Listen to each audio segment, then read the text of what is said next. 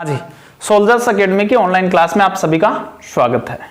देखिए, भिन्न संख्याओं से संबंधित अपन क्वेश्चन टाइप वाइज क्वेश्चंस की बात कर रहे थे और अपन ने 9 टाइप पहले ही पढ़ चुकी है, 10 टाइप अपन पहले पढ़ चुके हैं। 11वीं टाइप देखिए, ये 11वीं टाइप का पहला क्वेश्चन है कि एक व्यक्ति अपनी मासिक आय का 2/5 भाग शिक्षा पर खर्च करता है, एजुकेशन पर खर्च करता है ना। शेष भाग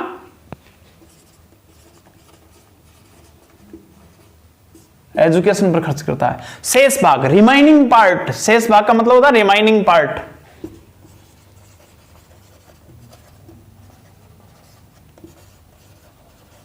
रिमाइनिंग पार्ट का 1/6 पार्ट खाने पर खर्च कर रहा है, फूड पर खर्च कर रहा है,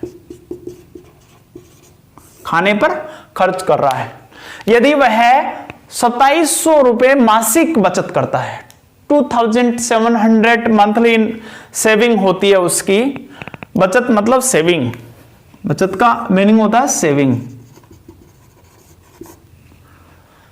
सेविंग करता है। तो अब क्वेश्चन की लैंग्वेज ये है, इनमें से यहां मैंने 4 पॉइंट पूछे हैं। मासिक आय ज्ञात करें, मंथली इनकम फाइंड करें, वार्षिक आय एनुअल इनकम ज्ञात करें, और शिक्षा पर कुल खर्च मतलब शिक्षा पर कुल कितने रुपए खर्च हुए हैं, वो तो पार्ट दे रखा, आपको रुपए पूछ लिया।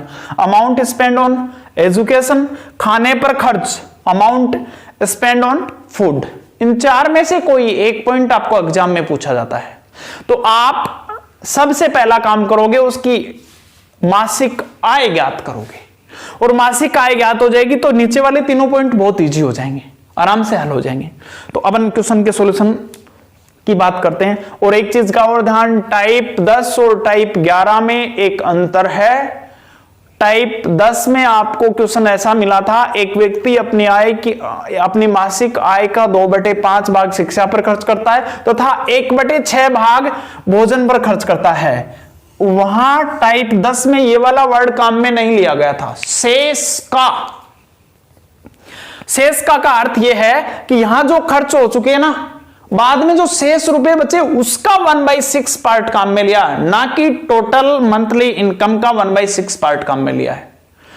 जो 2/5 भाग शिक्षा पर खर्च हो चुके हैं, उसके बाद में जितने रुपए बचे हैं, उन बचे हुए रुपयों का 1/6 भाग खाने पर खर्च कर रहा है, ना कि टोटल मंथली इनकम का 1/6 भाग। पीछे वाले क्वेश्चंस में तो टोटल का ही 1/6, 1/5, 1/7 जो चल रहे थे, सब भाग उसी का हो रहा था। और यहां शेष का अर्थ ये होता है कि बचे हुए रुपए का इतना हिस्सा। तो अब इस क्वेश्चन को भी अपन 2 तरीके से सोल्व करना सीखते हैं। Method first, basic method.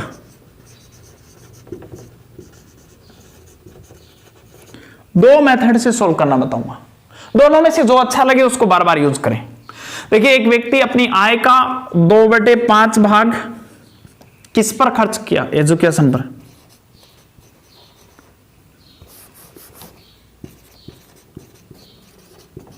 Education पर स्पेंड कितना हुआ? 2/5 पार्ट, 2/5 भाग।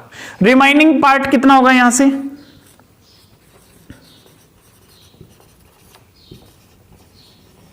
अब देखिए, 2/5 भाग का मीनिंग समझिए कि टोटल अमाउंट है, उसके 5 इक्वल पार्ट किए गए, उनमें से 2 पार्ट स्पेंड हो गए।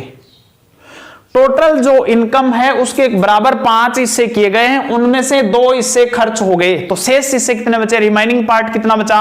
3। तो रिमाइनिंग पार्ट आपका हो जाएगा 3। कितने में से? 5 में से।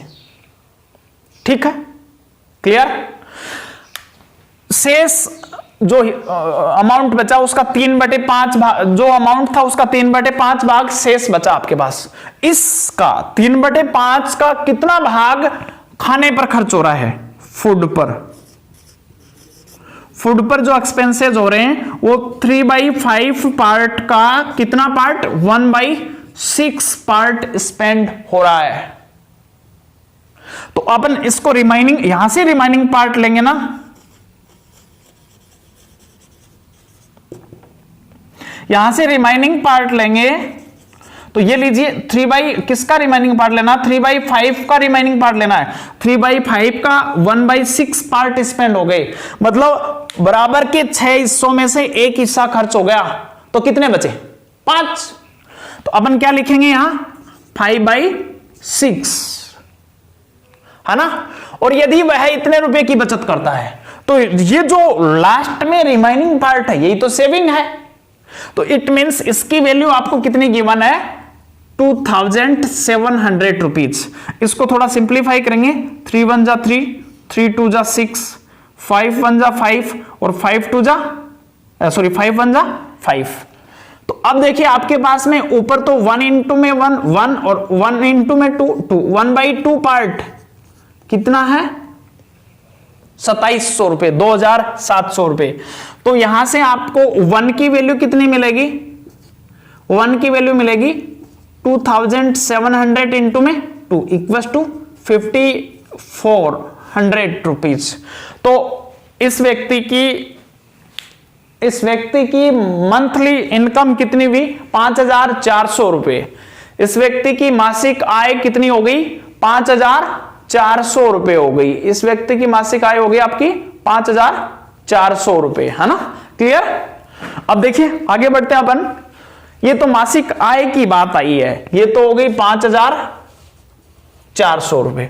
अब जो जो पॉइंट आपसे पूछा जाए उस पॉइंट को इंडिविजुअली सिंप्लीफाई कर सकते हो आप। वार्षिक आय पूछे तो एक महीने की आय 5400 रुपए, तो 12 महीने की 12 गुणा में 5400, 12 इंटू में 5400। अब इसको सॉल्व करोगे तो 00, 12 4 जा 48, कैरी 4, 12 5 जा 60 और 60 और 4 64, तो उसकी एनुअल इनकम हुई 64,800, 64,800। Clear, okay. नेक्स्ट देखिए शिक्षा पर कुल खर्च। अब देखिए यहां दो चीजें हैं, एक तो मंथली पूछे और एक एनुअम पूछे। तो अमाउंट स्पेंड ऑन एजुकेशन, या मंथली की बात कर लेता हूं मैं, और यहां भी मंथली की बात करता हूं। तो मंथली फाइंड करना हो तो आप क्या करोगे, तो मंथली जो इनकम है 5400, उसको जो एजुकेशन पर पार्ट खर्च हो रहा है, पार्ट स्पेंड हो रहा है, उससे मल्टीप्लाई कर दो।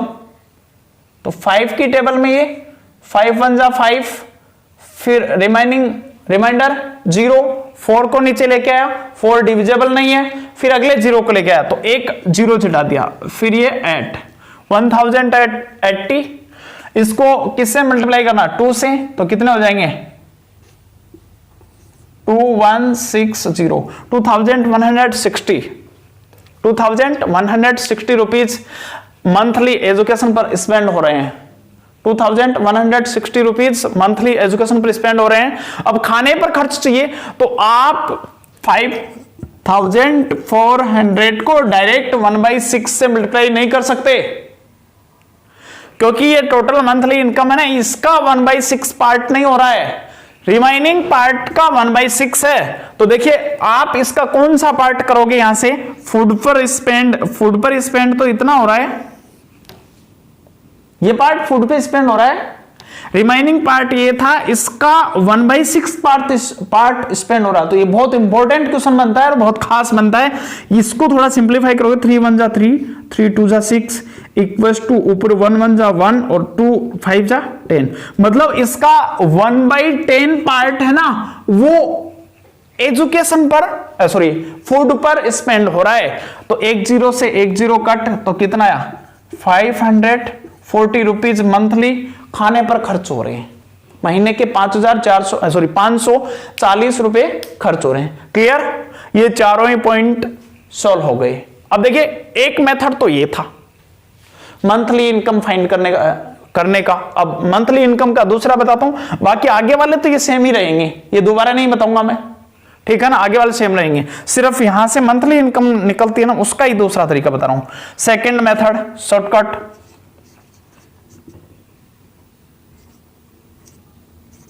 Shortcut method. देखिए जो आपको लास्ट में इनकम दे रखी है, जो अमाउंट दे रखी है, वो बटे में 1 माइनस में जो फर्स्ट पार्ट दे रखा ना वो कर दो 2/5, ब्रैकेट में बंद कर दो, फिर 1 माइनस में जो नेक्स्ट पार्ट दे रखा ना वो कर दो।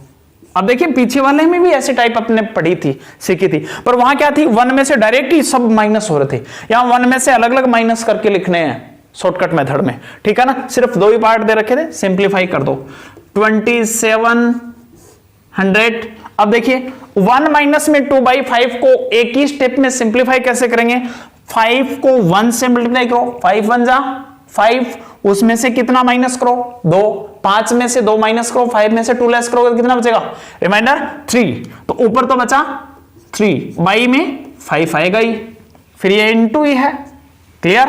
6 को 1 से मल्टीप्लाई करो, 6 1 जा 6, 6 में से 1 लेस करो तो ये 5/6, 5 से 5 कैंसिल आउट, 3 1 जा 3, 3 2 जा 6, 2 नीचे का पार्ट है, 2700 इंटू में 2 equals to 5400 rupees monthly income. देखो ये और ये इक्वली आ गए ना, तो ये और भी छोटा हो जाता है, शॉर्टकट मेथड है। इतनी सारी चीज आपको सीखने की जरूरत नहीं है, अगर आप शॉर्टकट मेथड को देखते हो तो बहुत इजी होगा इस क्वेश्चन के लिए शॉर्टकट मेथड। तो मंथली इनकम के लिए शॉर्टकट मेथड यूज करें, बाद में आगे वाली चीज तो यही है, इसी हिसाब से सोल्व करें, क्लियर, ठीक है। देखिए टाइप 11 का दूसरा क्वेश्चन, मैं एक ही क्वेश्चन में एक से अधिक पॉइंट इसलिए पूछ रहा हूं यहां कि एक क्वेश्चन को बार बार नहीं लिखना पड़े। आपके एग्जाम में सिर्फ एक ही पॉइंट पूछा जाएगा, इनमें से कोई एक पॉइंट पूछा जाएगा। देखिए क्वेश्चन को पढ़ देता हूं एक बार। महेश अपनी आय का, मेरे साथ साथ आप लोग भी इस क्वेश्चन को पढ़िए अच्छे से। महेश अपनी आय का 1/3 भाग रहने पर तथा शेष का 2/5 भाग खाने पर तथा शेष का 1/6 भाग घूमने पर खर्च करता है। यदि वह 8,000 रुपए मासिक बचत करता है तो उसकी मासिक आय क्या होगी, वार्षिक आय क्या होगी, रहने पर कुल किया गया खर्च क्या होगा, खाने पर खर्च क्या होगा और घूमने पर खर्च क्या होगा, ठीक है ना। आय होती है इनकम, उसकी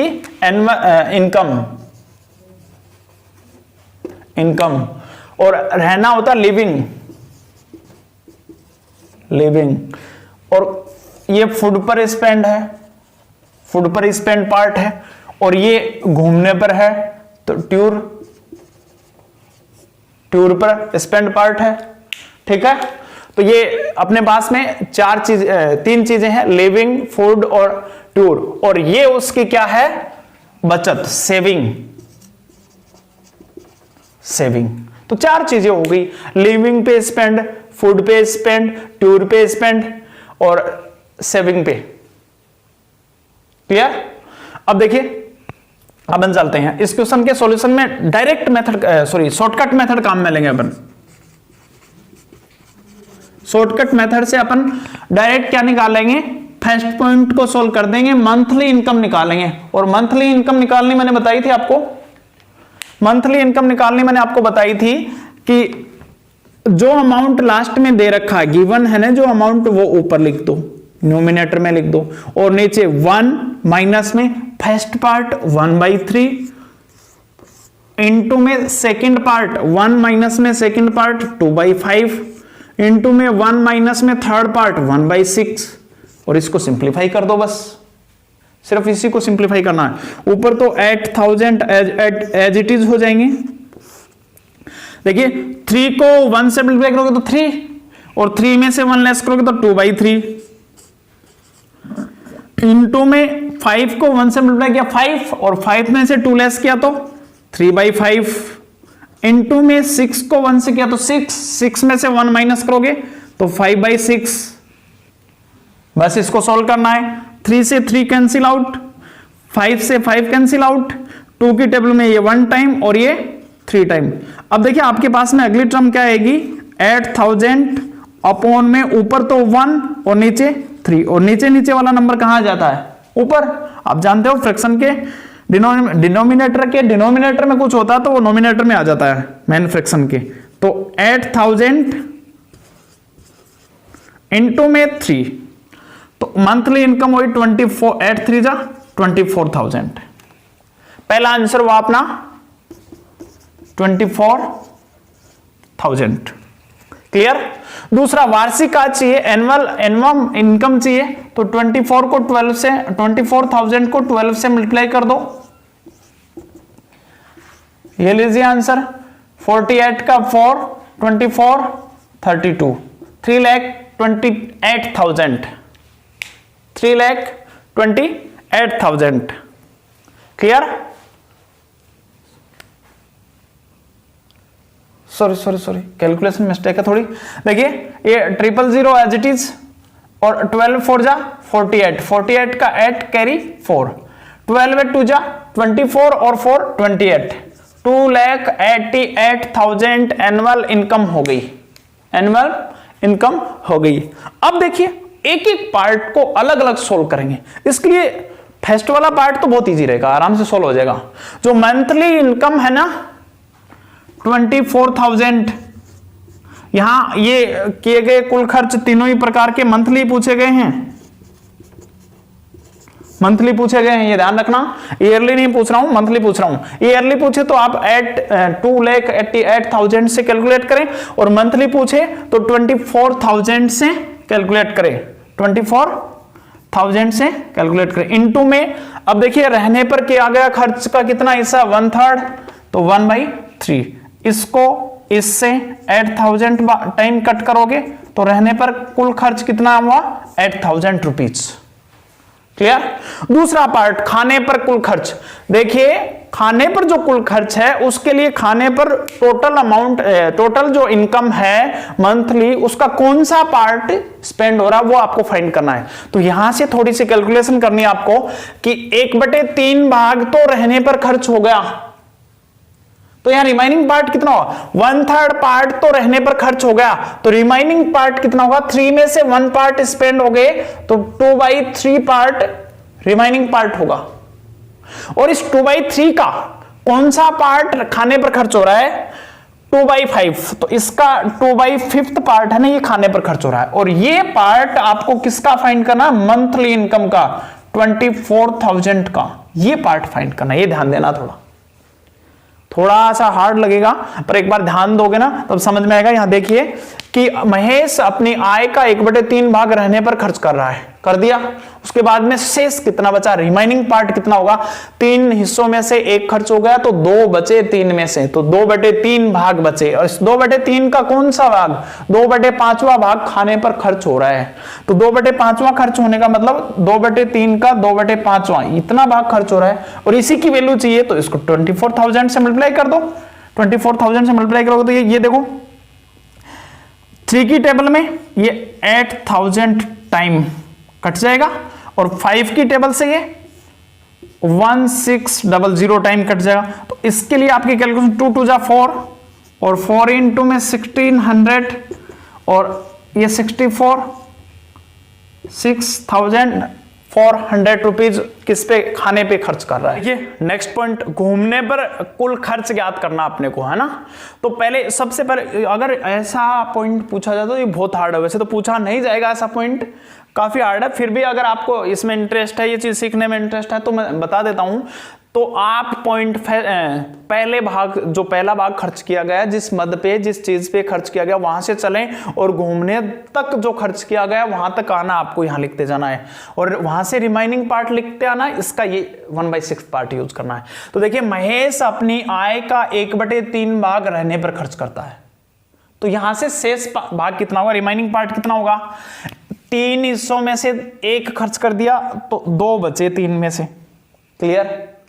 फिर वो क्या करता है, यहां जो पैसे आए, रुपए आए, उनका 2/5 भाग खर्च कर दिया, तो इनका बचा कितना भाग भाई, उसके इस पूरे, ये कोई रुपए है, कोई संख्या है फिक्स पक्का, 24,000 का 2/3 भाग निकालोगे तो कोई ना कोई अमाउंट आएगा, उसका कौन सा भाग खर्च कर रहा है, 2/5 भाग खर्च कर रहा है। तो इसका मतलब ये हुआ कि 5 बराबर भाग बनाए, जिसमें से 2 स्पेंड कर दिए, 2 स्पेंड हो गए, तो 5 में से रिमाइनिंग पार्ट कितना होगा, 3/5।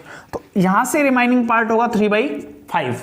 अब ये करने के बाद में शेष जो बचा, ये जो शेष बचा, ये रिमाइनिंग पार्ट हुआ, इसका 1/6 पार्ट स्पेंड हो रहा है, तो ये डायरेक्ट 1/6 ही करना है। यहां से रिमाइनिंग पार्ट करते तो ये जो 8000 है ये आ जाएंगे, ये नहीं चाहिए अपने को, ये पहले काम में ले लिया अपने, आपको तो यही चाहिए है ना। तो ये कितने का करना आपको, 24,000 का ये वाला पार्ट फाइंड करना है। तो 3 से 3 कैंसिल आउट, 2 की टेबल में 6 3 टाइम में, और 3 से 24 8000 टाइम कैंसिल हो जाएंगे। 5 की टेबल में ये 1600, मतलब आपके पास में आंसर आया कि घूमने पर मासिक 1600 रुपये खर्च होते हैं। तो ये लीजिए आंसर, सारे पॉइंट हल हो गए। आप क्वेश्चन थोड़ा हार्ड है, अगर क्वेश्चन नहीं समझ में आया हो तो इस वीडियो को एक बार और देखें, इस क्वेश्चन वाले वीडियो को एक बार और देखें। आप रफ नोटबुक साथ में रखें, क्वेश्चन को सोल्व करते रहें और फिर मैं भी उतारे इसको। ओके नेक्स्ट, हाँ जी देखिए अगला क्वेश्चन, टाइप 11 का थर्ड क्वेश्चन। इस क्वेश्चन में मैंने 3 ही पॉइंट लिया, अगले वाले 2 पॉइंट आपके एग्जाम के लेवल के भी नहीं है, ज्यादा हार्ड है, किसी बच्चे को समझने हो तो पीछे वाले क्वेश्चन के अकॉर्डिंग आप समझ सकते हो। अगर समझ में नहीं आए तो आप कमेंट बॉक्स में कमेंट करें, मैं उन बच्चों को स्पेशली समझा दूंगा। अब देखें इस क्वेश्चन को, एक व्यक्ति अपनी आय का 2/7 भाग किराए पर खर्च करता है, शेष का 3/5 भाग शिक्षा पर तथा 1/15 भाग भोजन पर मासिक खर्च करता है। यदि वह 1600 रुपये मासिक बचत करता है तो उसकी मासिक आय ज्ञात करें, वार्षिक आय ज्ञात करें, किराए पर मासिक खर्च ज्ञात करें। तो ये आपका क्वेश्चन, ये थोड़ा सा करेक्शन है कर लेना। अब देखें शॉर्टकट मेथड से अपन मासिक आय ज्ञात करेंगे। मासिक आय कैसे ज्ञात करोगे, जो लास्ट में अमाउंट दे रखा है 1600 रुपीज, आप उसको किससे डिवाइड करोगे, 1 माइनस में जो फर्स्ट पार्ट है वो, इनटू में 1 माइनस में जो सेकंड पार्ट है वो, और इनटू में 1 माइनस में जो थर्ड पार्ट है वो, और इसको सिंप्लीफाई कर दोगे। तो सिंप्लीफाई करिए, ऊपर तो 1600 एज इट इज, नीचे 7 1 जा 7, 7 में से 2 लेस किया तो 5, और नीचे डिनोमिनेटर में 7 रहेगा ही, इनटू में 5 1 जा 5 में से 3 लेस किया तो 2/5 एज इट इज, 15 1 जा 15 में से 1 लेस किया तो 14/15। इसको सिंप्लीफाई करना है, 5 से 5 1 टाइम कैंसिल आउट, 7 से 14 2 टाइम कैंसिल आउट। आपके पास में 1600 इज डिवाइड बाई 2 2 जा 4 इज डिवाइड बाई 15। आपको पता है कि 15 ऊपर चला जाएगा, तो आपके पास में 1600 इंटू में 15 अपॉन में 4 की टेबल में 16 कितने टाइम में, 4 टाइम में, 00 एज इट इज, 400 इंटू में 15, 400 इंटू में 15, 15 4 जा 60, 60 के आगे 00। इसका मतलब मासिक इनकम कितनी भी, मंथली इनकम कितनी भी, 6000 रुपये। First answer 6000 rupees. सिर्फ कैलकुलेशन करनी है, कैलकुलेशन भी इजी है, ये शॉर्टकट मेथड है, शॉर्टकट वाला मेथड ही ज्यादा ठीक रहेगा, शॉर्टकट वाला मेथड ज्यादा ठीक रहेगा। वार्षिक आय चाहिए तो 12 से मल्टीप्लाई कर दो, किसको, मंथली इनकम को, 72,000, या मैं नीचे लिख देता हूं 72,000। किराए पर खर्च चाहिए मासिक, ध्यान रहे किराए पर मंथली खर्च पूछा है, तो जो मंथली इनकम है ना उसको, जो किराए पे जो हिस्सा खर्च हो रहा है उसे इंटू कर दो 2/7 से। तो आप इसको इंटू करोगे, 12,000 को 7 से करोगे डेसिमल में, आंसर आएगा, तो डिवाइड कर दो, 7 1 जा 7, 5 7 7 जा 49, 50 रिमाइंडर 1, 7 1 जा 7, 3 7 4 जा 28, 2 7 2 जा 14 समथिंग, 1714.2 रुपए के आसपास आंसर आ जाएगा। और कैलकुलेट कर लें, 7 से डिवाइड करना है, क्लियर। देखिए ये टाइप कंप्लीट हुई। अब अपन अगली टाइप लेते हैं। हाँ जी, अगली टाइप 12 का पहला क्वेश्चन। क्वेश्चंस के टाइप स्पेशल आप ध्यान रखिएगा। एक विद्यार्थी को किसी संख्या को 1/20 से गुणा करने के लिए बोला गया था, परंतु उसने गलती से उस संख्या को 1/20 से भाग कर दिया, तो उत्तर 1995 अधिक प्राप्त हो। किससे? जो पहले उत्तर प्राप्त हो रहा था उससे अब जो उत्तर प्राप्त होगा वो 1995 अधिक प्राप्त होगा। तो वह संख्या आपको ज्ञात करनी है। दो चीजें हैं, एक तो बेसिक मेथड होता है, आप उस संख्या को x मान के सोल्व करो, और दूसरा होता है शॉर्टकट मेथड। तो पहले मैं बेसिक मेथड बता रहा हूं। बेसिक देखिए, बेसिक मेथड माना लेट संख्या, लेट नंबर इज x मान लिया अपने संख्या को। तो अब क्या होगा, पहले आपको इस x को किससे गुणा करना है? 1/20 से, और बाद में x को किससे डिवाइड करना है? 1/20 से। तो आपको मैंने बताया कि किसी नोमिनेटर के डिवाइड में कोई फ्रैक्शन हो तो नीचे वाला कहां चला जाता है? ऊपर। तो इट मीन्स ये 20x होगा और ये x/20 होगा। तो इन दोनों में से बड़ा कौन है? ये 20 टाइम है, ये 1/20 है, तो बड़ा ये होगा। तो इन दोनों का जो डिफरेंस है वो आपको कितना है, कितना गिवन है? 1995। इसको सोल्व करना है, यहां से x की वैल्यू फाइंड करनी है। तो x आपको दिख रहा है, दोनों में से कॉमन ले लो, तो अंदर बचेगा 20 माइनस में 1/20 की वैल्यू 1995। कैलकुलेट करो x ब्रैकेट में, इसको इस एलसीएम लोगे तो एलसीएम 20 आएगा। ये 20 को 20 से मल्टीप्लाई करोगे तो 400 माइनस में 1, इसकी वैल्यू 1995 है। तो यहां से आप x इंटू में इसकी वैल्यू कितनी होगी? 399/20 इक्वल्स टू 1995। अब देखिए इक्वल की ऊपर की चीजें कट सकती हैं, तो आप चाहो तो डायरेक्ट इससे काट दो कि 20 तो इसके मल्टीप्लाई में जाएगा 399 से 1995, मतलब 1995 399 से कटेगा। ऐसे क्वेश्चन में ये वैल्यू सोच समझ के दी जाती है, अप्रोक्सीमेटली ये वैल्यू कटती है। लगभग क्वेश्चन में ये वैल्यू हमेशा पूर्णांक में कटती है। इसलिए आप ये देखिए कि इसमें वंस की डिजिट पे, एक शॉर्टकट मेथड बता रहा हूं थोड़ा सा, इसकी वंस की डिजिट पे कौन है? 5, और इसकी वंस की डिजिट पे 9। इसकी टेबल में ये पूरा नंबर आएगा, श्योर है ना? तो 9 की टेबल में 5 वंस पे कब आता है? जब 5 से मल्टीप्लाई करते हैं। तो एक रफ कार्य करते हैं अपन, 399 को 5 से मल्टीप्लाई करके देखते हैं, जल्दी हो जाएगा बाद में। 9 5 45 कैरी 4, 9 5 45 और 4 49 कैरी 4, 3 5 15 और 4 19। देखो कट रहा है, इसका मतलब इससे ये चीज कितनी बार कैंसिल आउट होगी? 5 time. It means x equals to 5 into में 20, तो द नंबर इज 100। संख्या क्या है? 100। वो संख्या क्या हो जाएगी?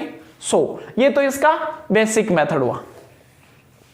अब इसको थोड़ा शॉर्ट, बात ये बेसिक मेथड हमेशा, सॉरी शॉर्टकट मेथड हमेशा बेसिक मेथड की लास्ट स्टेप होती है।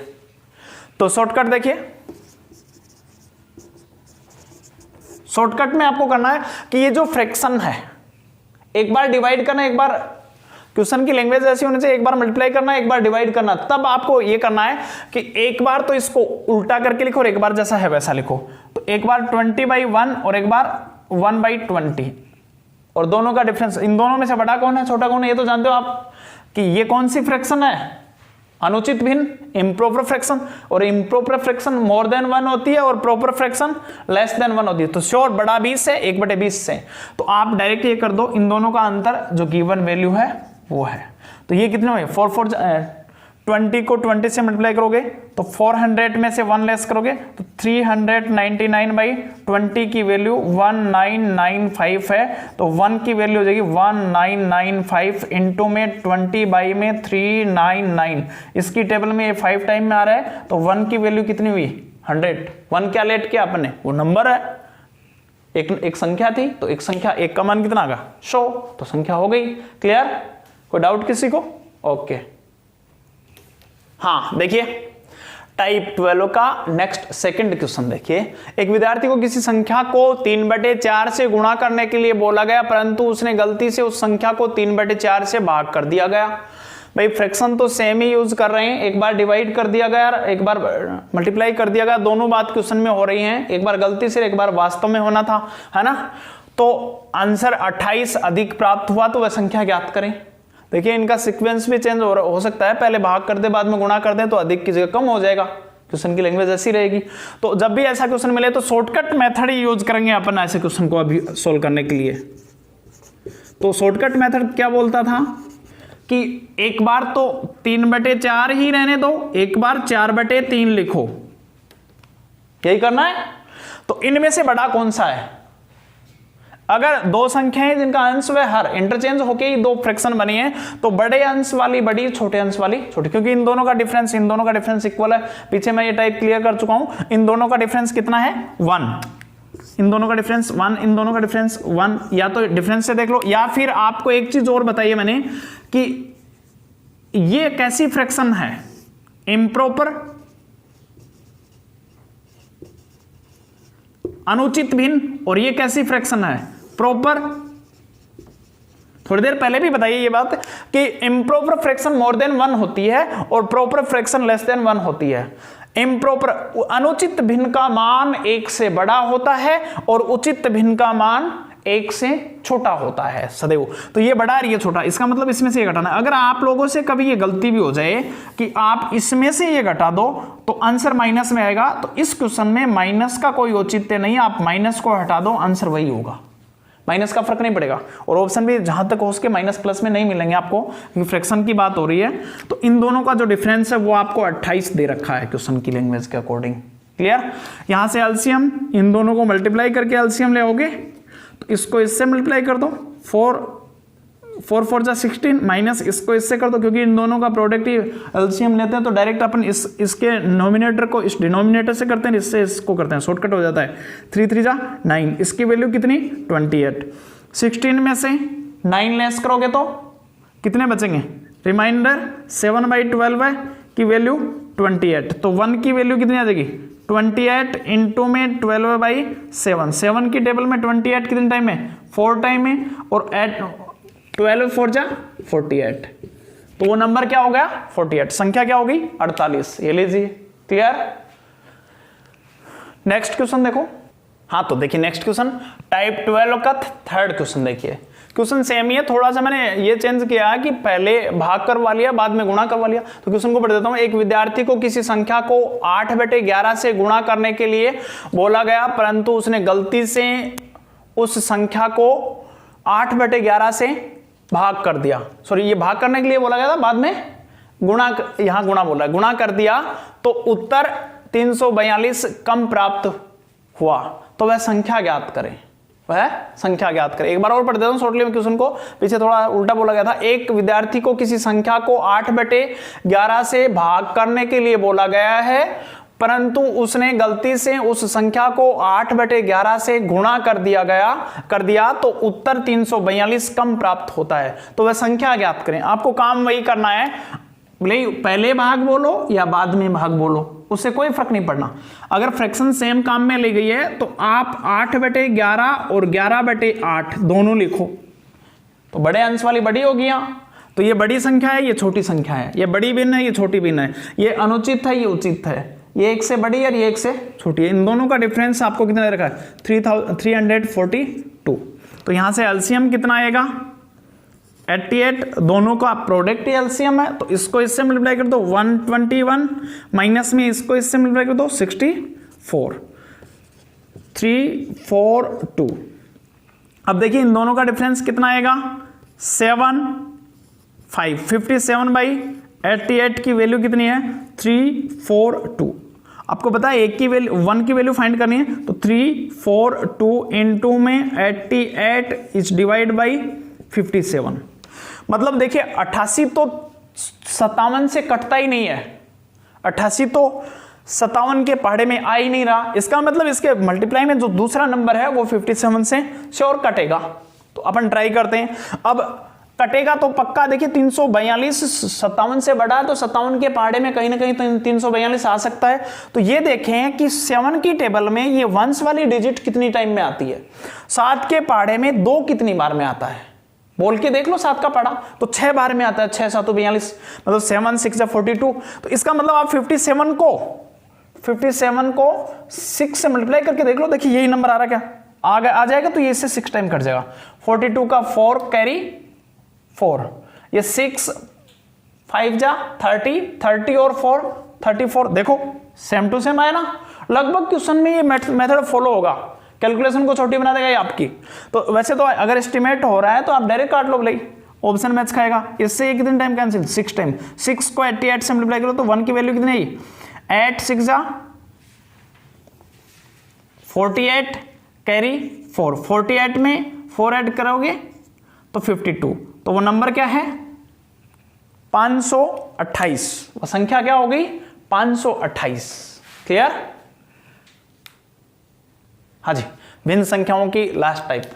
एक क्वेश्चन देखिए इसका, एक बांस का 1/3 भाग कीचड़ में और 2/5 भाग पानी में और शेष 8 मीटर भाग पानी से बाहर है। सपोज ऐसा कुछ है, हो सकता है ऐसा पॉसिबल कि ये जमीन है, ये जमीन के ऊपर पानी भरा हुआ है और ये कीचड़ दलदल है। तो एक बांस को इस कीचड़ में घुसाया गया है और इस वाले हिस्से की ये वाला हिस्सा इसकी पूरी लंबाई का 1/3 भाग है और ये जो पानी में है ना, ये हिस्सा इसकी लंबाई का 2/5 भाग है और शेष यहां से लेके यहां तक की लंबाई कितनी है 8 मीटर है। यहां से यहां तक की लंबाई 8 मीटर दे रखी है। तो पूरे बांस की लंबाई पूछिए आपसे, ये पूछिए। क्लियर? ये तो स्थिति है क्वेश्चन की, क्वेश्चन इस हिसाब से फ्रेम किया गया है। तो अब आप ये देखिए कि इन दोनों भागों को जोड़ दोगे तो ये इतना आ जाएगा। तो ये अगर आप टोटल लंबाई में से यहां से शेष भाग इसका हिस्सा निकालोगे तो वो 8 मीटर है। तो इसका मतलब क्वेश्चन आपका टाइप 10 की टाइप का ही है।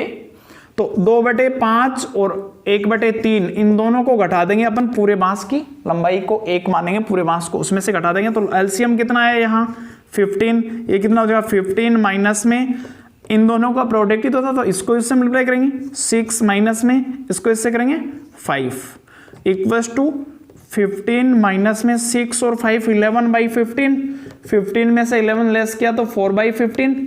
इसका मतलब ये हुआ कि बांस का कौन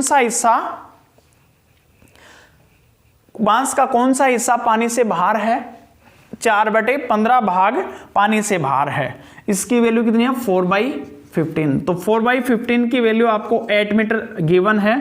तो पूरा बांस जो है, एक बांस है, उसकी लंबाई कितनी हो जाएगी 8 गुणा में 15/4। 4 की टेबल से कितनी टाइम कट गया 2 टाइम। तो 1 की वैल्यू क्या होगी 2 इंटू में 15। बांस की लंबाई कितनी हो गई 30 मीटर। बांस पूरा 30 मीटर है। अगर इसी क्वेश्चन में ये पूछा जाए कि बांस कितने मीटर भाग बांस का पानी कीचड़ में है, तो आप इसको किससे मल्टीप्लाई कर दोगे 30 से, तो आंसर कितना आया 10 मीटर। अगर आपसे ये पूछा जाए कि बांस का कितना भाग पानी में है, तो सिर्फ इसको किससे मल्टीप्लाई कर दोगे 30 से पूरी लंबाई को। ये इससे कितने टाइम 6 12 मीटर। देख लो 8 मीटर 12 मीटर और 10 मीटर सबको ऐड करोगे तो बांस की पूरी लंबाई 30 मीटर के इक्वल आ जाएगा। तो कोई सा ही पार्ट पूछा जा सकता है। क्लियर? इस हिसाब से आपका भिन्न संख्याओं से संबंधित ये चैप्टर कंप्लीट होता है। और आप हमारे इस YouTube चैनल को सब्सक्राइब करें, वीडियो देखें, पसंद आए तो लाइक करें, शेयर करें और चैनल को सब्सक्राइब करें। और इन सभी वीडियो के नीचे डिस्क्रिप्शन बॉक्स में हमारे सोल्जर्स एकेडमी के एप्लीकेशन का लिंक दिया गया है। उस एप्लीकेशन से आप इन टॉपिकों के PDF फाइल डाउनलोड कर सकते हो, जिनमें क्वेश्चंस की प्रैक्टिस शीट है और टेस्ट सीरीज भी है हमारी। Okay, thank you.